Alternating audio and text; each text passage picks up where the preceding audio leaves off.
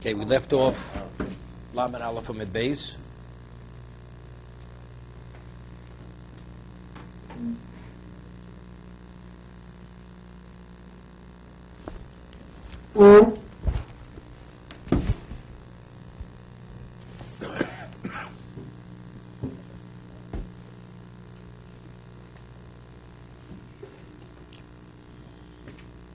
Okay, we just left off here, 2 lines, the second line into the wide lines, Lamed Aleph Amid Beis. Toner Rabbanon. We learned the Brayso Mechavdo B'Chayov. Person has an obligation to honor his father when he's alive, Mechavdo B'Moso, and he has an obligation to honor him when after he passes on. B'Chayov Keitzat. How does one have to display his honor for his father when he's alive? Hanishba B'Dvar Oviv L'Mokum. A person is in need of something in a certain location on behalf of his father. Lo Yoma Shalchuni B'Shul Atzmi. You should not say to the person who's there to accommodate you, say, send me off because for myself. I mean, accommodate me. Maruni B'Shul Atzmi. Meaning, take care of it quickly on my behalf. Patruni B'Shul Atzmi, let me go for myself. Elokula was speaking about where he's acting on behalf of his father, or the reason why they're accommodating him is on behalf of his father, although they value him, but he should give acknowledgement to the father that the reason why he's being treated specially is because of the father. That's the reason why he's being treated specially. Elokula b'shul abo. Everything he does is on behalf of my father, acknowledging that the reason why I'm being valued is because of my father, has nothing to do with me. B'moso keitzad hayomed dvar shmuel bipiv. Person quotes his father, whatever his father may have said. But here it's within the context of halacha. Lo yoma kachoma abo. Person shouldn't say, this is what my father said. Elo kachoma abba mori, my father, my teacher. Hareini kapors mishkavo. I should be an atonement for his neshama. So Rashi says, Ola yovo korah roy loval nafsho. Whatever he's meant to suffer, nobody's perfect. I should suffer that suffering to be the atonement for him. Same thing. Hani milib toch shnei chodesh. That's only within the first year. Of course, the first year a person is still being judged. After the year passes, whenever he mentions his father or mother, he says zichron lebrocha, a blessed memory. They should be remembered lebrocha, l'chai olam habo, for the world to come. So it's interesting. So the Shach explains that even during the year, if one doesn't say kapars mishkav, it's okay. And it's okay to say zichron lebrocha. Person first to his parent during the first year, it's zichron lebrocha. It's interesting. I mean, usually zichron lebrocha is, I'm not saying zechat tzadik lebrocha. To be a tzadik, that's already a special level. But even to say zichrona lebrocha is usually reserved for like special people. They say olav hasholom, right? A blessed olav hasholom, peace. Even though when you translate in English, you say a blessed memory. Olav hasholom doesn't mean a blessed memory. It means peace upon him. So when you say it in the Hebrew, you're not saying zichrona lebrocha. The way it's cited in the Shach, he says, it's zichron lebrocha, he says, and he's not speaking about if your father was a Talmud Chacham, or he was a tzaddik, none of this. For a parent, zichron, because it's zichron lebrocha, that's what he should be remembered for a blessing. And we're saying, l'chaylam abo, I don't know, but the minhag is not this way. Or maybe during the year, they'll say zichron lebrocha after the year, unless he was somebody special, they'll say, olav hasholom. They will not say zichron lebrocha. Toner Rabbanon.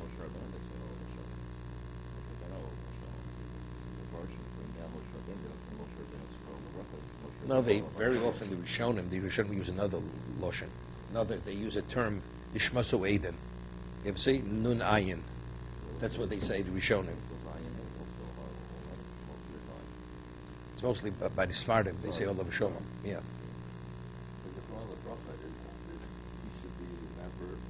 For blessing. For who?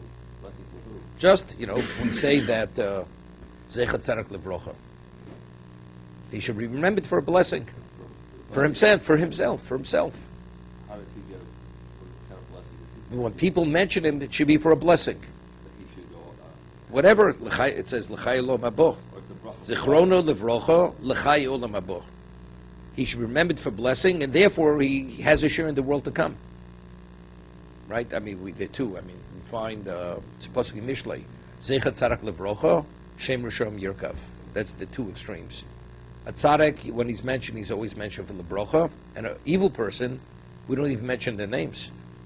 That's the reason why one doesn't name after Chas v'Shalom, person was a Russia, right? Because it's a Shem Risham Yerkav. The name of the evil should rot. But a tzaddik, that's why El told us Noach is tzaddik. The Torah immediately quantifies who he is. So Rashi cites the pasuk in Mishlei, Zechat Tzarek Levrocha. That's why the Torah immediately identifies who is Noach. Immediately. El told us Noach is tzaddik. Okay? Ton Rabbonim.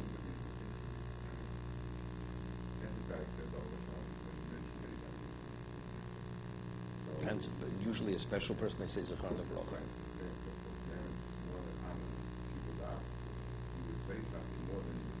That's what I'm saying. But I'm just saying people don't. The reason we don't, because usually it's the way other people would look at it. You know, well, he's so special. So people say, Olav HaShalom. Ton Rabbonon.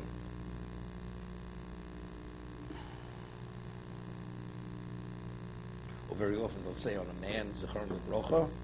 On a woman, they won't say Zechron no Levrocha. They won't. They won't. On a man, yes. They'll say, on a woman, they'll say Oleh HaSholem.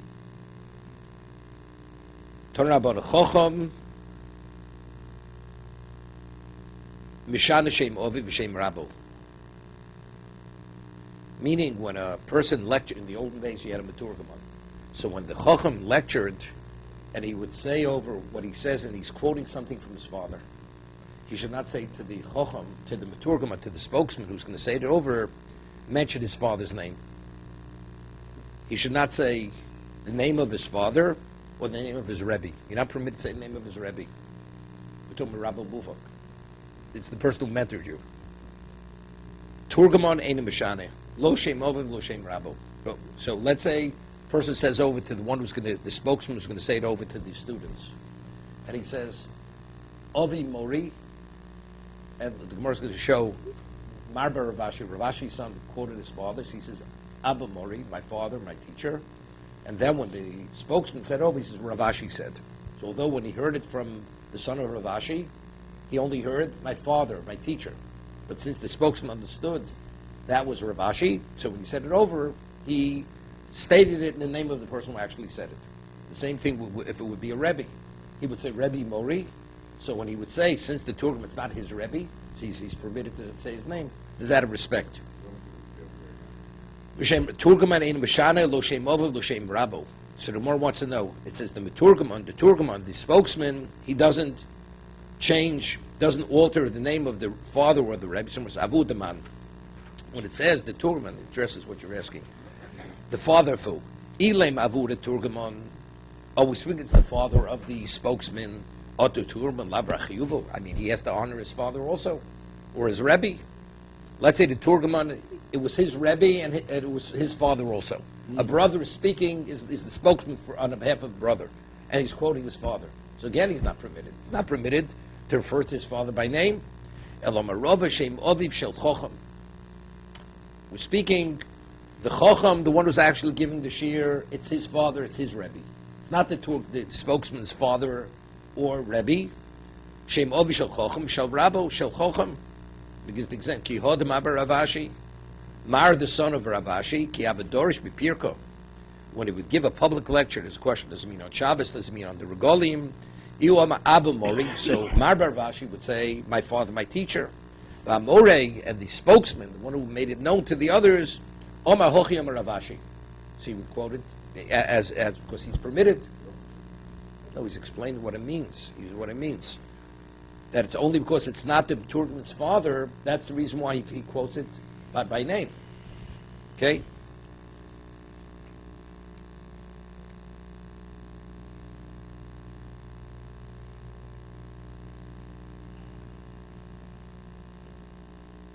It's interesting. Rashi says,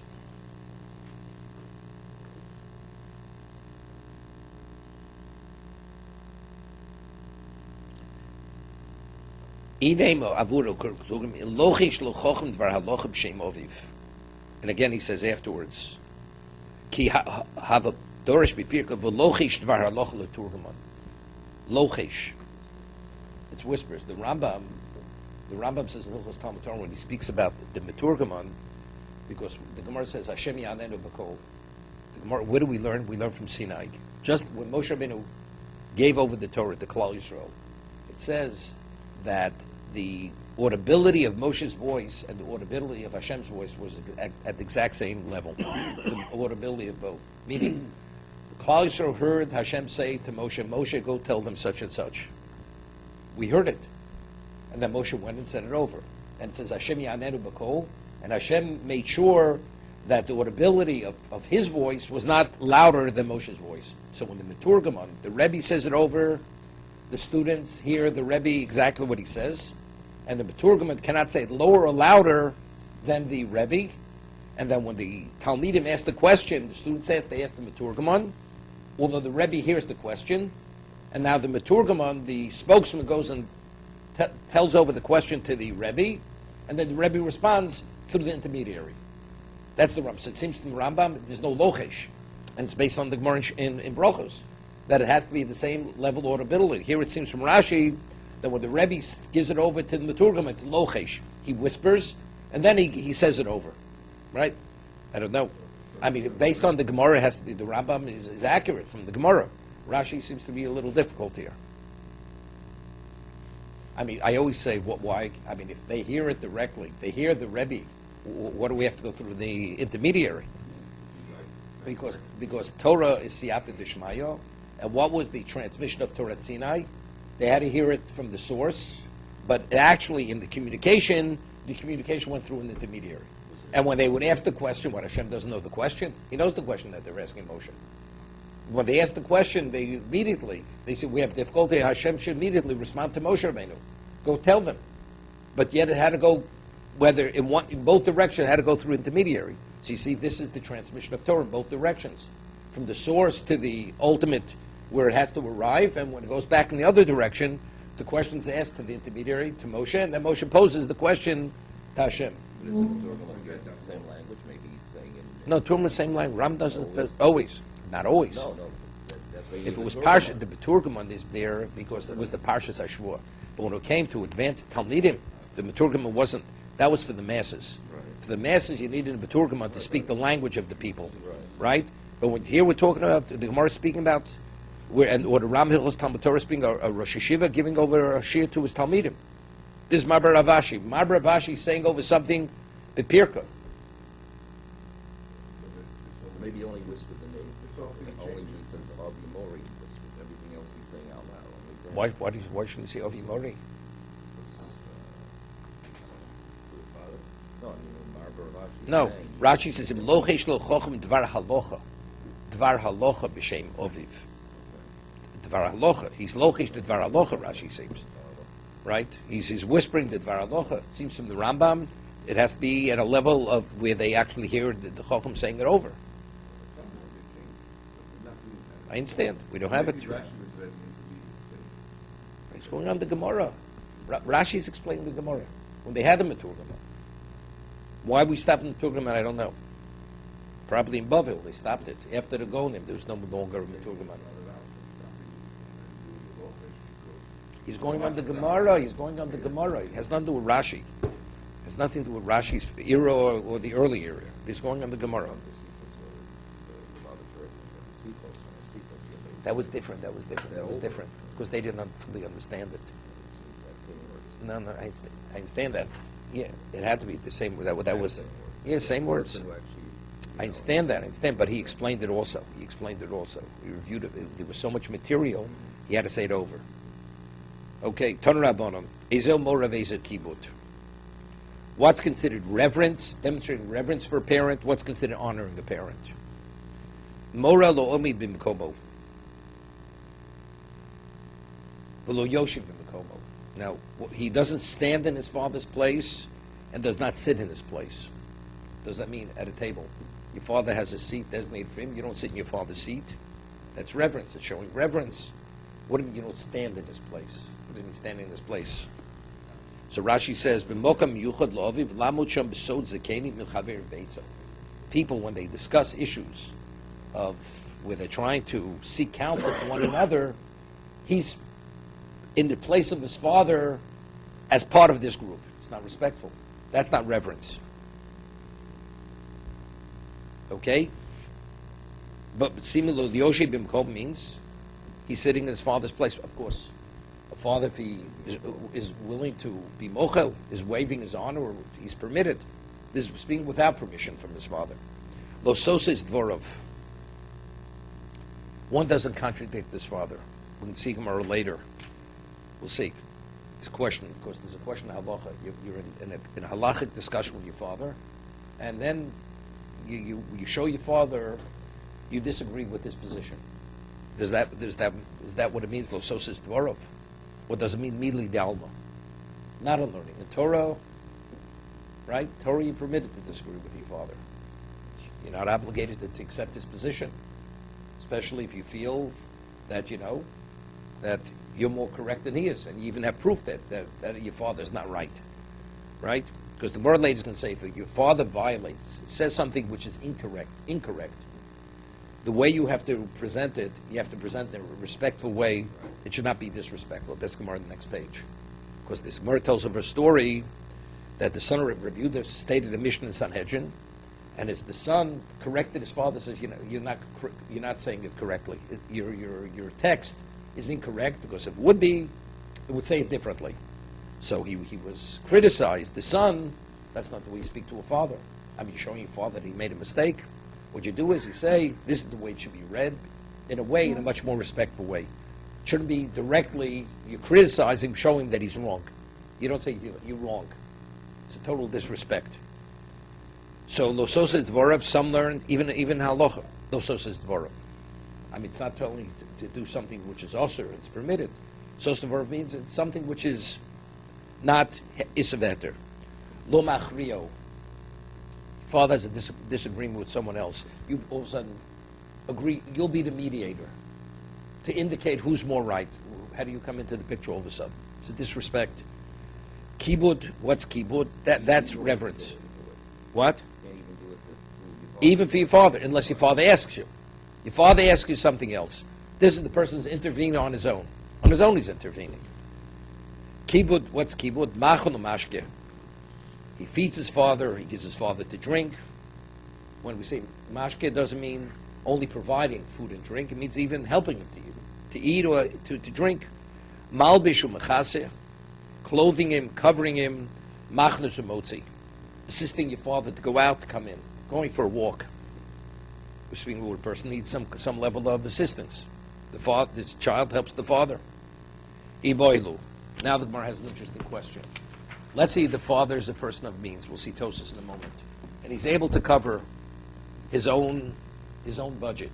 Does the son, when it says he has an obligation to feed and give his father to drink or buy him clothing, to clothe him and to cover him, does he have to provide? Let's say the father has the means. Does the father have his own obligation, or he can take of his father's money and he will purchase the food with his father's money, and he has the right to ask his father, no, could you give me money? I'll buy the food, I'll buy the drink for you, we'll buy the clothing. Michel Meek. Who provides over here for the eating and the drinking? Rav Yehuda Omar, Rav Yehuda Michel Ben. The son has to provide. That's showing respect. Rav Nosson Bar Oshi Omar Mishalav. No, the father. The son has no obligation to provide from his own resources. If the father doesn't have, we'll see Tosas explains. But let's say the father doesn't have. The father needs food, he needs drink. So then, of course, that's no worse than tzedakah. I mean, it's respectful. I mean, Tos doesn't explain this way. We have aniyah chokodmin. Personal obligation to give tzedakah. The poor of your own community, or your family comes before a stranger, even aniyah. Right? It says, you can't abandon your own flesh. Your brother needs financial help, a stranger needs financial help. Your brother takes precedence over a third party. Right? So a father, definitely, especially when you're demonstrating respect. Rav Nosson Meroshim Mishelov Orale Rabbona the Rabbi Yirmiyah. The Rabbonon, they ruled for Rabbi Yirmiyah, the Armilo Lebreder Rabbi Yirmiyah, others say it was the son of Rabbi Yirmiyah, Kamadu Mishalov. We rule like what? Like Rav Nosson, Baroshia, Mishalav. Not Mishal Ben. The son doesn't have to provide from his own resources, it's from the father's resources. That's the way we rule. Meisvei. Nemar Kabed is Ovicha Vesimecho. You must honor your father and mother. The Nemar Kabed is Hashem Yeholdcha. You have to honor Hashem from your possessions. Holdcha means from you, your possessions. Ma'alalo michasorin kis. Just as it says when you honor Hashem from your possessions, it means there's a cost factor. Avkam bichasorin kis. So there has to be a cost factor. So what do we see from here? V'amrit b'shelav. But if you're telling me that the father, it's only you provide the food and the drink from the proceeds of the father, not of your own. So what chesaron kis do you have? What financial loss are you taking? The father's always the one who has the outlay, financial outlay. It's not the son. So just as it's kabedis avichem Hashem yiholdcha, that there's chesaron kis, there's a financial outlay. When you provide for your father, there has to be a financial outlay. What's the financial outlay? If we rule that it's the father, it's not yours. On that, Gemara says lebitul melocha. What happens if you have to take off from work? It's not actually you're actually paying, but as they say, time is money. You have to take off from work to provide for your father, to purchase with your father's money, or to be involved. That you have an obligation. That's the chesaron kis we're speaking about. If it's the actual purchasing, the proceeds is the father's. But actually taking out time, although there's a financial loss to the son, that is his obligation.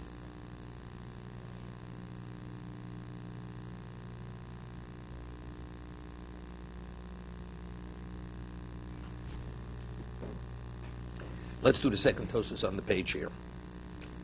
He speaks, because he discusses what happens to the father doesn't have. That's the story. Orale Rabbono Rabbi Yirmiyah Kamadim Shalav.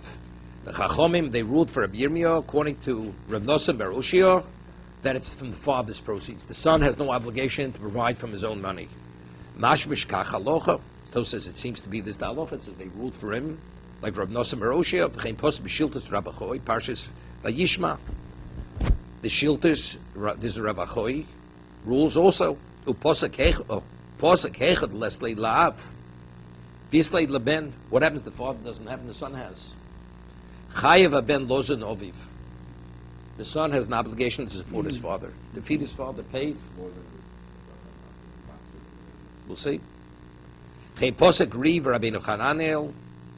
The Re rules this way. Rabbeinu Chananel rules this way. Dem ein la'av momon. The father has no means. Haben yeshlo. Haben yeshlo. The father and the son has the means.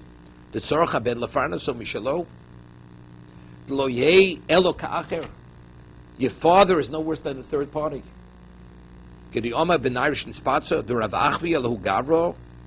Rav, he compelled, he forced this person.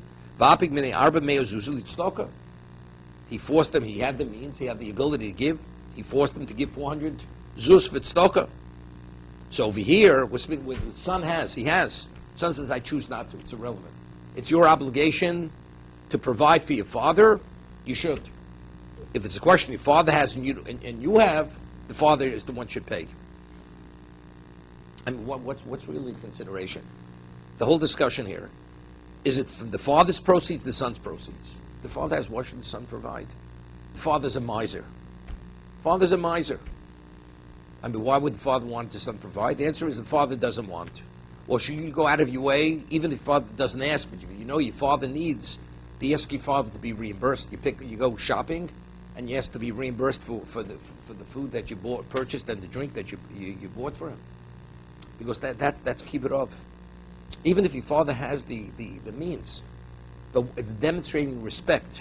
You buy a person a gift. Who do you buy a gift for? Right? Somebody you want to honor. Somebody who you have a special relationship with. That's demonstrating keep it off. So that's the discussion over here.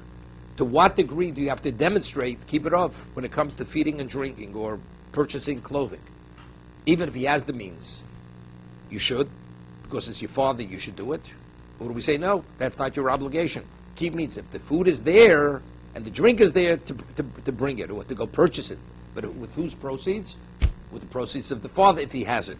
But he doesn't have it, so they all rule, because it's no worse than giving tzedakah. You have an obligation. But if he has the ability to give tzedakah. But you should give more than tzedakah, because by a regular tzedakah, you're not supposed to give more than 20%. If it's your father, I assume. Why aren't you permitted to give more than 20%? You might impoverish you. So good. So what about you may be impoverished? It should be the same reason. Because he's saying it's not kibbutz. Now he's saying it's not kibbutz. He's explaining because it's no worse than giving tzedakah to a third party. That's how he's classifying it here.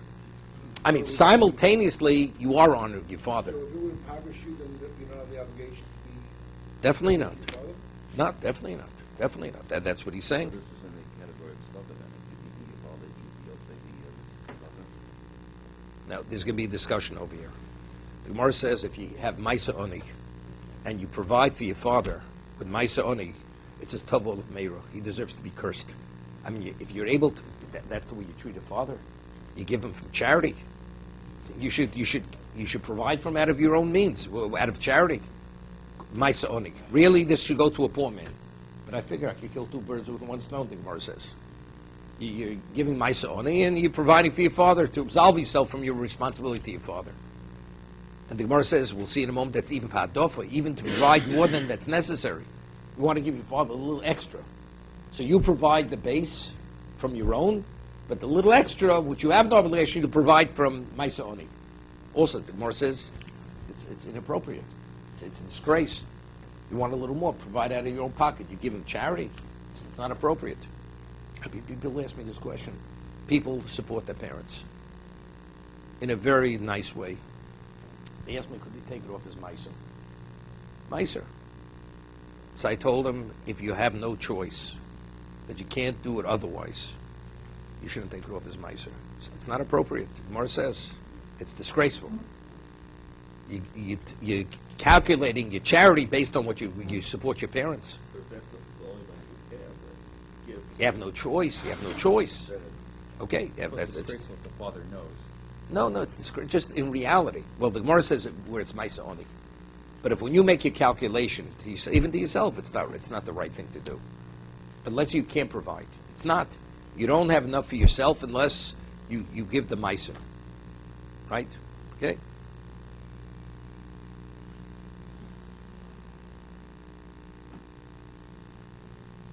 Okay, let's go further in the Gemara.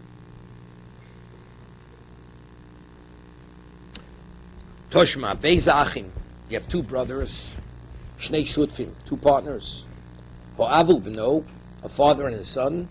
Harava Talmido, a teacher and a student. Podin zel zeb ma'aseh sheni.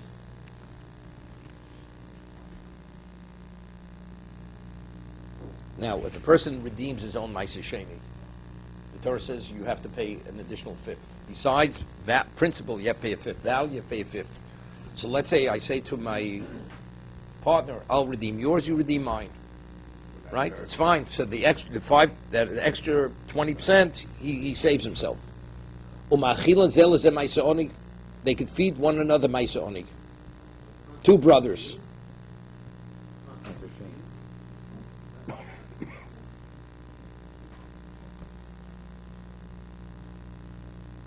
Yeah, why not? Why not? Give me five.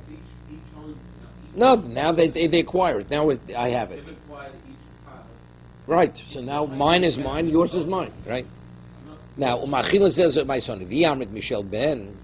Now the Gemara is a phenomenal question. It says, if you have Maisa Oni, the son could feed the father Maisa Oni, right? And the father has Maisa Oni, could feed it to the son. Neither have. They don't have. So Gemara asks, but if you say there's an obligation that the son has to pay from his own proceeds, so he's paying, he has a debt. He has a debt. He has Maisa Oni. He's paying his debt by giving him charity. Lo tzrich la'adofa. It's speaking where you're giving more than what he needs. You want to give him a little extra. The base, what you're obligated, that you pay from your own proceeds. The extra he gives him Maisa Oni. Someone says, if so, what's the problem? Ihochi hainu dektoni alo om Reb Yehuda tovol of meiro lemishamachlis oviv maisaoni. He says, if that's the case, Reb Yehuda says a curse should come upon the person who supports his father with maisaoni, with charity. V'la dofa meinaf gemino. But if he has no obligation, the base needs he covers with his own proceeds. The additional he uses, which he has no obligation, he uses maisaoni. What's disrespectful? He has no obligation to give him more. Never, it's disrespectful. It's disrespect. You want to give your father a little more, and you give him a little more with charity. It's not appropriate. See, this kind of thing, either you hear it or you don't hear it.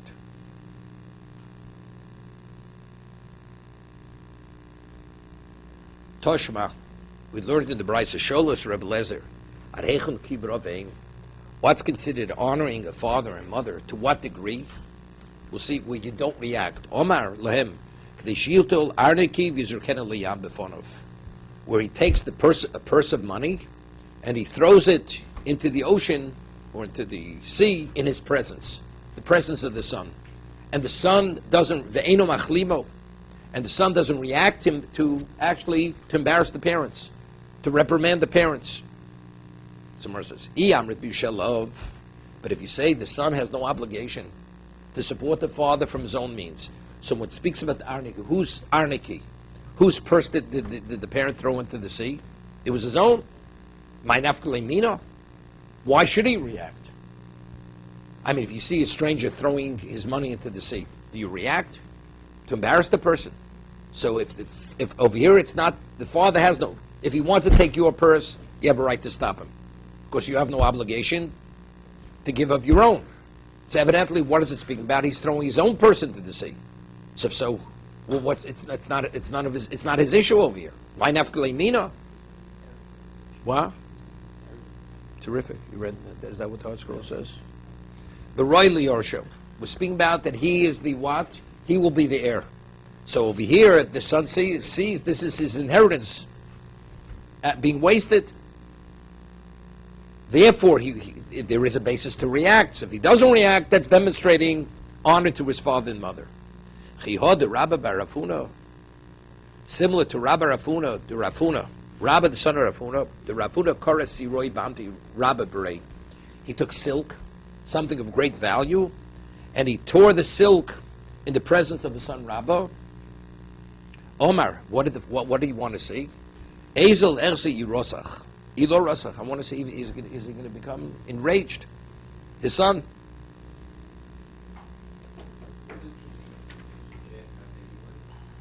But it's his inheritance. Can I ask a question? It doesn't make a difference, but there's a basis for him to react. You know, today people take their parents. If a person gets old, he starts giving away money to charity. They right away psychiatric analysis. He's incompetent because he's given away the inheritance. Legally, correct. Nevertheless, but he has a basis to react. Somewhere else, he's testing his son whether he'll become angry or not. Somewhere says, how did the Rafuna have a right to test the son to see if he's going to become angry? What happens if he becomes angry? So if he's going to be in violation, meaning he's going to react and get upset with his father, get angry at his father. So he's in violation of the Mochale Liyikrei, meaning initially he forgives his son, right? He forgives his son that if he gets angry, he has no claim against him. In advance, he forgives him. He's mochel on his kavod. So Viatosa says something interesting. The Gemara quotes the Gemara in Yuma. The Gemara says in Yuma, a person goes into a restaurant, a non-kosher restaurant, orders a non-kosher piece of meat. It turns to be kosher, but his intention is to eat non-kosher. It says there's liability because he intended to eat non-kosher. So if over here the son himself, when he got angry, he had no concern for his father's respect. So even though in reality, this is like the Gemara says by the Nazira, the woman. She makes herself a Nazir. The father knows the Nazirus unbeknown to her. She drinks wine. She goes to the cemetery. Says Hashem Yislach Lo. She needs forgiveness. So again, so back to Lifnei V'Lusin Nichshol. So Tosa explains, he told his son in advance if you get angry, I forgive you in advance. So the son knows in advance, even if he should get angry, he's not going to be in violation. Otherwise, the father again is in violation. We continue.